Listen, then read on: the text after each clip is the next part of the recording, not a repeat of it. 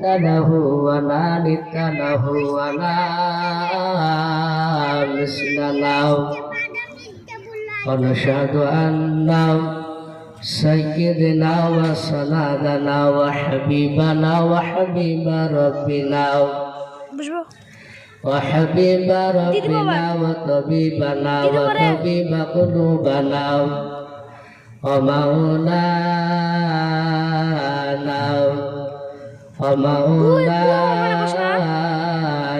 محمد عبده ورسوله. أعوذ بالله من الشيطان الرجيم.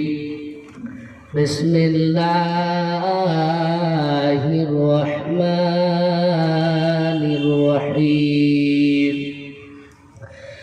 يا أيها الذين آمنوا قوا أنفسكم وأهلكم نارا وقودها الناس والحجارة لا يؤمن أحدكم حتى أكون أحب إليه من والده وولده والناس أجمعين أو كما قال عليه الصلاة والتسليم. إن الله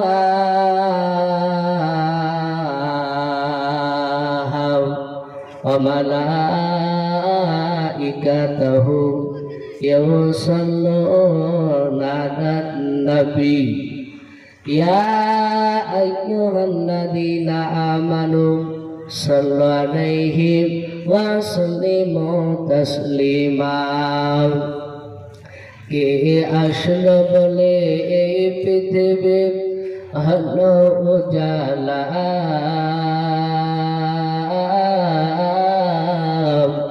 কে গাইল এসে সামনে গেল শূন্য কাফিরা।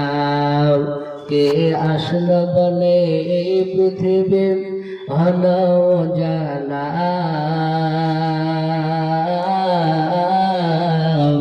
কে গাইল এসে সামনে গেল শূন্য কাফিরা। وحسبه مكي وحسبه مكي مدينة شاهي مدينة نور نبي نور نبي نور مدينة نور نبي نور نبي نور مدينة কে আসলো বলে এই পৃথিবী হলো উজালা, কে গাইল এসে সামনে গেল শূন্য কাফিরা। আহমদ মুহাম্মদ যিনি আখির নবী, যার ওসিলাতে শীতল হলো এই সুন্দর পৃথিবী। বলুন সুবহানাল্লাহ। আহমদ মুহাম্মদ যিনি আখির নবী, যার ওসিলাতে শীতল হলো এই সুন্দর পৃথিবী।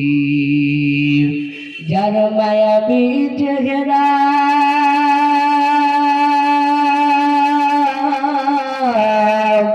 যার মায়াবী চেহারা দেখে হয়ে যায় নবীর দিবানা।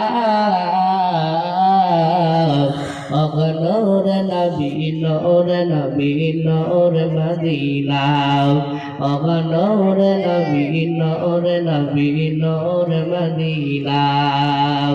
হযরতে ওমর করতে কত নবীর দারে যায়, আর নূরানি তার চেহারা দেখে ওমর ফিদা হয়ে যায়।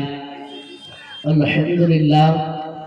আজকের যোগ্যতম সভাপতি মহাশয় ও সম্মানিত আমন্ত্রিত ওলামায়ে কেরাম, আমার সম্মুখে দিনদার ফরজগার বাবজি ভাইরা, আমার পর্দার মা বোনেরা, সকলকে আমার বুক ভরা ভালোবাসা সালাম। সকলকে জানাই আসসালামু আলাইকুম ওয়া রাহমাতুল্লাহি ওয়া বারাকাতুহু। আলহামদুলিল্লাহ, সমস্ত প্রশংসা বিশ্ব হামনাথ সাধনা পূজনা শ্রী মহান রব্বুল আলমিনের জন্য। আমাদেরকে রব্বুল আলমিন বড় ভালোবেসে রহম করে একটা পবিত্র জালসার মজমা করার তৌফিক দান করেছেন, সেই জন্য আল্লাহর দরবারে শুকরিয়া আদায় করে বলুন আলহামদুলিল্লাহ। একটু প্রাণ হচ্ছে সরে বলুন আলহামদুলিল্লাহ। তারপরে পরে আপনার নবী, আমার নবী, সারা বিশ্বের নবী, নবীদের শিরোমণি পয়গম্বর আজাব যে নবীর ওপর অগণিত দুরূদ শান্তি দ্বারা বর্ষিত হোক, বলুন আল্লাহুম্মা আমিন। ভাই, আপনাদের সম্মুখে কোরআনুল কারীম থেকে মাত্র একটা আয়াত তিলাওয়াত করেছি, তারপরে পরে বিশ্ব নবীর জবান থেকে আমি একটা হাদিস পড়েছি। যথা সময় আপনাদের সম্মুখে একটু সামান্য কিছু ভাবতে কথা বলে ইনশাআল্লাহ বিদায় নেব। কারণ অনেক আমার পরপর ওলামা ইকরাম তারা উপস্থিত হবে, আসবে, হয়ে গিয়েছে, উপস্থিত আসবে ইনশাআল্লাহ আমার পরপর। আমি প্রত্যেকের বাবজি ভাইদেরকে বলবো, কথাগুলো কোরআন হাদিস থেকে আলোচনা হবে, হওয়ার পর শোনার পর আমরা সকলেই মানব, বলুন ইনশাআল্লাহ। আলহামদুলিল্লাহ। আজকের মায়ে প্রায় জালসায় বাবজি, আমরাও জালসা অনেক জায়গায় বাবজি গিয়েছি, আজ মায়ে খুবই ভালো পেয়েছে আলহামদুলিল্লাহ। আল্লাহ আমারও যতদিন বেঁচে রাখবেন ইনশাআল্লাহ। মায়ে কালার জন্য দোয়া করবো ইনশাআল্লাহ। আর একটু বলবো হালকা দিন একটু দেবেন। তা আলোচনা থেকে ফিরে আসি। আল্লাহ রাব্বুল আলামিন কোরআন পাকে জানিয়ে দিয়েছেন, ইয়া আইয়ুহাল্লাযীনা আমানু ওয়া আনফুসাকুম ওয়া আহলিকুম নারা ওয়াকুদুহান নাস ওয়াল হিজারা। আল্লাহ বলেছেন, হে ঈমানদারগণ, তোমরা নিজের জাহান্নাম থেকে বাঁচো এবং তোমার আহালকে, পরিবারকে তোমরা জাহান্নাম থেকে বাঁচাও। জাহান্নামের এত ভয়ঙ্কর জায়গা হবে, মানুষ সেই দিন কিন্তু বুঝতে পারবে, যারা জান্নাতি হবে তারাও বুঝতে পারবে। আল্লাহ রাসূল বলেছেন, যারা জান্নাতি হবে তাদের অটোমেটিক যখন খাবারের প্রয়োজন হবে তখন অটোমেটিক আপনার খাবার চলে আসবে। যখন পেশাবের যন্ত্রণা হবে, পায়খানার আপনার যখন প্রয়োজন হবে, আল্লাহ রাসূল বলছেন একবার আপনার ভেকুর মারবে তো আপনার পেটের পায়খানার জ্বালা মিটিয়ে যাবে। যেন বলুন সুবহানাল্লাহ। নবীজি বলেছেন। তাহলে আজকে আমরা এই কোরআনের বিধান অনুযায়ী যদি আমরা চলি এবং নবীজির প্রতিটা হাদিসের উপরে যদি আমরা মানি, জীবন কামিয়াবি হয়ে যাবে। তা আসি ইনশাআল্লাহ সেই বিশ্ব নবী জনাব মুহাম্মদ রাসূলুল্লাহ সাল্লাল্লাহু তাআলা আলাইহি ওয়াসাল্লামের সম্পর্কে কিছু কথা আমি ইনশাআল্লাহ বলে বিদায় নিব। আমরা সকলেই জানি আমাদের যে নবী জনাব মুহাম্মদ রাসূলুল্লাহ সকলে বলেন সাল্লাল্লাহু তাআলা আলাইহি ওয়াসাল্লামের আব্বাজির নাম ছিল, আমরা সকলেই জানি, হযরত আব্দুল্লাহ। বাবজি অনেক বড় ঘটনা, সেদিকে যাব না, কিছু আমি সংক্ষেপে তুলে ধরব। এই নবীজির মার নাম ছিল আমিনা। হযরত আব্দুল্লাহর আব্বার নাম ছিল আব্দুল মুত্তালিব। কিতাবে লিখেছে আব্দুল মুত্তালিব। হযরত আব্দুল মুত্তালিবের টোটাল বাবজি একটা কিতাব লেখা আছে 10টা সন্তান ছিল। 10টা সন্তানের মধ্যে হযরত আব্দুল্লাহ ছোট ছিলেন। ভাইদের মধ্যে হযরত আব্দুল্লাহর ভাইরা ব্যবসা করতে গিয়েছিল সিরিয়ায়। অনেক বড় ঘটনা। ব্যবসা করতে যাওয়ার পর আবার যখন আপনার হযরত আব্দুল্লাহর ইন্তিকাল হয়ে গেছিল সিরিয়ায়, সেই সময় তিনি ওনার বিবি হযরত আমিনা তিনি স্বপ্ন দেখেছিলেন। হযরত আমিনার পেটে আপনার যে বাচ্চা, আল্লাহ রাসূল সাল্লাল্লাহু তাআলা আলাইহি ওয়াসাল্লাম আমিনার পেটে বাচ্চা থাকাকালীন হযরত আব্দুল্লাহ সিরিয়ায় ব্যবসা করতে গিয়েছিল। অনেকে আমরা জানি। ব্যবসা করতে যাওয়ার পর সেই সময় আব্দুল্লাহর মৃত্যু হয়ে যায়। হযরতে রোকিয়া নাই হযরত আমিনা যখন বিশ্ব নবী আমিনার পেট থেকে যখন দুনিয়াতে আসলেন, আসার পর নিয়ে মক্কা নগরে একটা বাতাস, দূষিত বাতাস, মক্কা নগরে আপনার সেই সময় বাতাস লেগে লেগে ছেলেরা আপনার পশরা লেগে লেগে মারা যেত। তাই আমিনা ভাবলো এই মক্কা নগরে আর বাচ্চাকে রাখা যাবে না। আমরা অনেকেই জানি যে আপনার কয়েক বছর আগে করোনা ভাইরাস বলে আমরা অনেকেই মাস্ক ব্যবহার করতে হচ্ছে। ওই রকম মক্কা নগরে একটা দূষিত বাতাস, হযরত আমিনা তিনি ওই নবীজিকে কোলে করে নিয়ে দাঁড়িয়ে আছে। কিতাবে লিখছে যে প্রথমে একটা দাইমা এসেছিল, দাইমাটার নাম হযরত রোকিয়া। নবীজির কাছে আপনার আমিনার কাছে আসলেন, হযরত রোকিয়া আমিনার কাছে আসার পর ডাক দিয়ে বলল, আমিনা এখন সুন্দর বাচ্চাই বাচ্চাকে দিবে না। হযরত রোকিয়া আমিনা বলে, বোন রোকিয়া এই বাচ্চা দেওয়ার জন্য দাঁড়িয়ে আছে রে বল। হযরত রোকিয়া আমিনার কাছ থেকে আমার নবীজিকে নেওয়ার পর চুমা দিতে শুরু করে দিলাম। চুমা দিতে দিতে দিতে দিতে বললো, বোন রোকিয়া আমিনা, ও আমার বোন আমিনা এই বাচ্চা নিয়ে যাবো, শুনে নাও এই ছেলের আব্বার দুনিয়াতে কি কাজ করে বললাম। হযরত আমিনা বলে, বোন রোকিয়া এই ছেলের আব্বা আজ সিরিয়ায় ব্যবসা করতে যাওয়ার পর মৃত্যু হয়ে গিয়েছে। এই ছেলের আব্বা পৃথিবীর বুকে বেঁচে নাই। রোকিয়া বলে, বোন আমিনা যে ছেলের আব্বা দুনিয়ার বুকে বেঁচে নাই সেই ছেলেকে মানুষ করলে মোটা টাকা পাওয়া যাবে না। যে ছেলের আব্বা দুনিয়ার বুকে বেঁচে আছে সেই ছেলেকে মানুষ করলে অনেক টাকা পাওয়া যাবে। ও বোন আমিনা তোমার এই বাচ্চাকে আমি নেব না। আল্লাহ রাসূলকে রোকিয়া বিনতে আবু জুহাস নিলেন না। হযরত রোকিয়া আমিনা বাচ্চাকে নিয়ে নবীকে নিয়ে দাঁড়িয়ে আছে। এই ভো বাবা 70টা দাই মাতারা রোকিয়ার মতো কথা বলবা আপনি ফেরত দিয়ে চলে গেলাম। 71 নম্বর দাইবা হযরত হালিমা সানিয়া রাদিয়াল্লাহু তাআলা আনহা আসার পর হযরত রোকিয়ার মতো হযরত হালিমা আমিনাকে ডাক দিয়ে বলে, বোন আমিনা এত সুন্দর বাচ্চা আমি পৃথিবীতে প্রথম দেখলাম, জোরে বলুন সুবহানাল্লাহ। হযরত হালিমা বলে, বোন আমিনা এই বাচ্চাকে দিবে কি বলো। হযরত আমিনা হ্যাঁ দিবা না কিছু বলে হাউমা করে কান্না করতে লাগলেন। হযরত হালিমা বলে, বোন আমিনা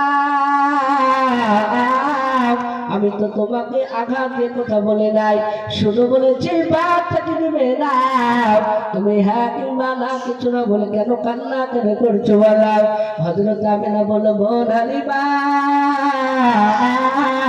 তোমার মতো এক নাই দুই নাই 70টা ইমাম আসার পর একের পর এক জিজ্ঞাসা করার পর আমি বললাম, ওরা জিজ্ঞাসা করেছিল ছেলেরা আব্বা কি কাজ করে বললাম। যখন বলে বেঁচে নাই তখন তারা এক এক 70টা ইমাম তারা থেকে চলে গেল, নবীকে নিল না। বলে, বোন হালিমা তাদের মতো তুমিও ফেরত দিয়ে চলে যাবা। হযরত হালিমা সানিয়া রাদিয়াল্লাহু তাআলা আনহা বিশ্ব নবীজিকে বাদ দেওয়ার পর হযরত আমিনার চোখের পানিকে আপনার মুছে দিলেন। দেওয়ার পর বলে, বোন আমিনা তুমি আর কান্না করো না, তোমার বাচ্চাকে আমি হালিমা নিজের পর আমি মানুষ করে আবার তোমার বাড়িতে ফেরত দেব। কেতাবে লিখছে সে সময় হালিমা আল্লাহ নবীজিকে নিয়ে গেলেন। নিয়ে যাওয়ার পরেই আপনার সেই সময় নিজের বাড়িতে আপনার দেখলেন যে ছাগলের স্তনে দুধ হতো না। নবীজিকে নিয়ে যাওয়ার কারণে ছাগলের স্তনের দুধ আপনার হতে শুরু করলো। বলুন সুবহানাল্লাহ। আমার কৃষ্ণ নবীকে যখন নিয়ে গেলেন হালিমাতুল সাদিয়া আপনার একটা কিতাবে লিখছে হালিমাতুল সাদিয়া দুটো সন্তান ছিল। কটা বললাম? দুটো সন্তান ছিল। প্রথমটার সন্তান নাম ছিল আপনার হযরত আব্দুল্লাহ, আর দ্বিতীয় সন্তানটার নাম ছিল হযরত হুযাইফা। দুই সন্তান হযরত হালিমাতুল সাদিয়া বাচ্চা ছিলেন। তারা যখন সূর্যটা আপনার পূর্ব দিকে লাড়ি দেখা যেত, সকাল হয়ে যেত, সেই সময় দুই ছেলে তারা মাঠে আপনার ছাগল চড়াতে যেতেন। আবার সন্ধ্যে যখন সূর্যটা পূর্ব দিক থেকে পশ্চিম দিকে যখন অস্ত হতো সেই সময় ডুবত, সন্ধ্যে দিকে যেত, সেই সময় হযরত হালিমাতুল সাদিয়া দুটো সন্তান তারা বাড়িতে ফিরত। তাই দুটো সন্তান তারা বাড়িতে ফিরত। আল্লাহ নবী বললেন, এই হুযাইফা ভাই শুনে নাও, আজ তোমাকে সকালবেলা দেখা যায়, কিন্তু এই সকাল থেকে নিয়ে যখন সূর্যটা পূর্ব দিকে উঠে রাত্রিবেলা দেখা যায়, সকালবেলা দেখা যায় না, তুমি কোথায় যাও? হযরত হুযায়ফা বললেন, ভাই আমি মাঠে ছাগল চড়াতে যাই, সকালবেলা থেকে সন্ধ্যা পর্যন্ত আমি ছাগল চড়াই, যখন সন্ধ্যা লেগে যায় তখন বাড়িতে ফিরি। আল্লাহ নবী বললেন, হুযায়ফা ভাই আমাকেও তুমি ছাগল চড়াতে নিয়ে দাও।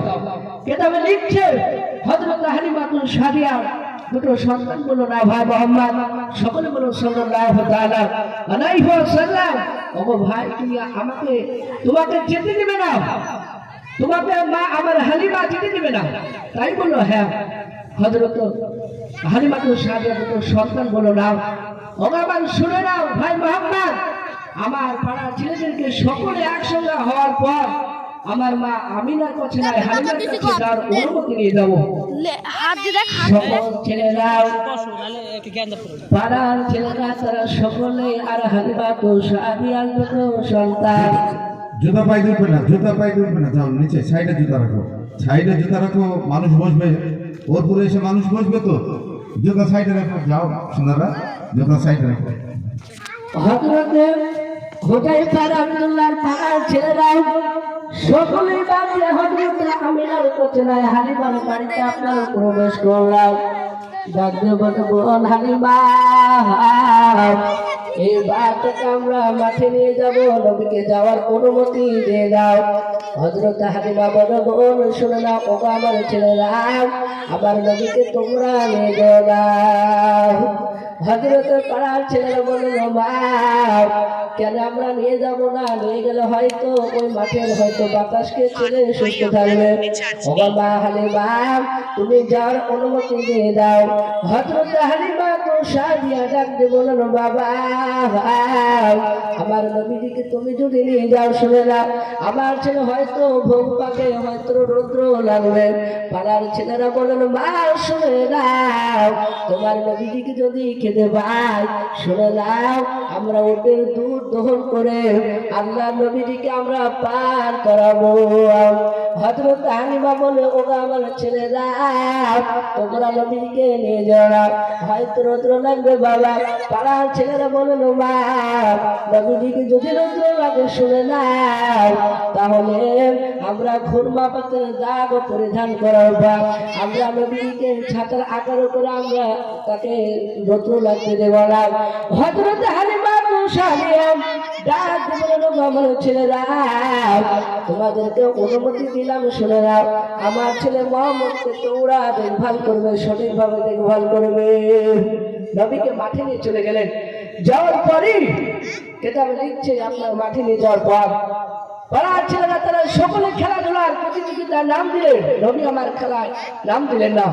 নবী চিন্তা করতেন যে এই আসমানটা একটা ঘর করতে গেলে কমপক্ষে 4টে পিলার তুলতে হয়, না হলে তো ঘরের ছাদ দাঁড়াবে না। ওই রাসূল আমার চিন্তা করছেন যে এই আসমানটা আল্লাহ রাব্বুল আলামিন কোরআনে বলেছে, ওয়া হুয়া আলা কুল্লি শাইইন কাদির, আল্লাহ সর্বশক্তিমান, যে আল্লাহর কি কুদরত, এই আসমানটা বিনা খুঁটিতে আল্লাহ দাঁড় করে রেখেছে, বলুন সুবহানাল্লাহ। নবী চিন্তা করছেন, কেতাবে লিখছে চিন্তা করতে করতে নবীজিকে দুইজন ব্যক্তি যারা অপরিচিত, তারা দুইজন ব্যক্তি নবীকে ওই জায়গা থেকে তুলে নিয়ে পাহাড়ে নিয়ে চলে গেলেন। আল্লাহর নবী জনাব মুহাম্মদ রাসূলুল্লাহ সাল্লাল্লাহু তাআলা আলাইহি ওয়াসাল্লামকে পাহাড়ে আপনার গড়িতে নিয়ে গেলাম।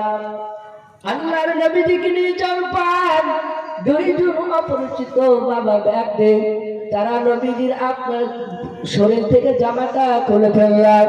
খুলে ফেলার পর ওই দুজন ব্যক্তি, তারা একজন ব্যক্তি আপনার ধারণ অস্ত্র বের করে নবীদের আপনার কণ্ঠনালীর বাগদি ভরতে বাগদি কণ্ঠতে বাগদি ভরে যায়, শরীরটা আপনার ফড়ফড় করে বাগদি ফেলে ফেললাম। নবী আমার ডাকতে বলল, ভাই তারা আমাকে মেরে ফেললাম। ও আমার ভাইরাম, তোমরা আমাকে তাদের হাত থেকে বেঁচে নাও। হযরত পাড়ার ছেলেরা তারা সকলে কান্না করতে শুরু করে দিলাম। তারা কান্না করতে করতে হালিমার বাড়ির দিকে আপনার পৌঁছে গেলাম। পৌঁছে যাওয়ার পর হালিমা তো সাদিয়া বাড়ি থেকে বের হওয়ার পর হযরত হালিমা তো সাদিয়া বলেন, ওগো আমার ছেলেরা, বলো বলো তোমার শরীরকে কিসের জন্য কান্না কেন করছো বলো। পাড়ার ছেলে বলেন, মা শুনে নাও, আমাদের কোনো অন্যায় করি নাই, অপরাধ করি নাই, দোষ করে নাই। ও মা, তোমার নবী মোহাম্মদকে আমরা মাঠে নিয়ে গেলাম, তোমার নবী মোহাম্মদ কিন্তু খেলায় কিন্তু নাম দিল না। নবীকে দেখলাম অপরিচিত ব্যক্তি দুজন, তারা পাহাড়ের গুড়িতে নিয়ে চলে গেলাম। তারা কোনো মক্কা নগরে কোনো মানুষ নয়। ও মা, দেখলাম ওই পাহাড়ের গুড়িতে নিয়ে যাওয়ার পর নবীজির ওই প্রার্থনার থেকে আপনার ফারুক ভাই, আপনার ফোনে চার্জ নেই। আসসালামু আলাইকুম। গতকালকে আমাদের যে রক্তদান শিবির অনুষ্ঠিত হয়েছে, সেই রক্তদান শিবিরে ঝাউদিয়া মানব সেবা ফাউন্ডেশন যে চ্যারিটেবল ট্রাস্ট, সেই ট্রাস্টের অন্যতম সদস্য মনোয়ার কবির তার অক্লান্ত পরিশ্রম এবং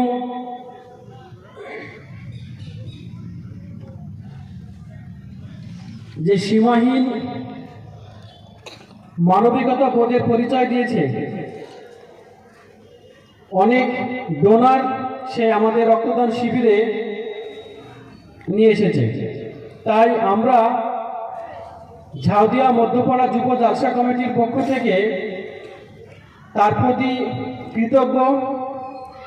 তাই তাকে আমরা একটি ছোট্ট সংবর্ধনা দিতে চাই। তাই আমি তাকে মঞ্চে আসার জন্য অনুরোধ জানাচ্ছি।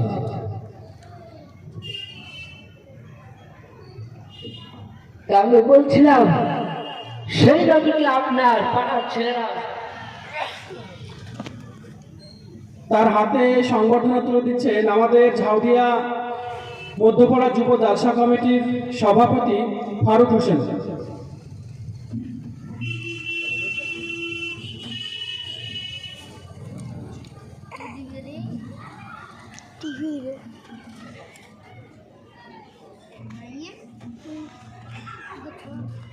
ভিড় হচ্ছে।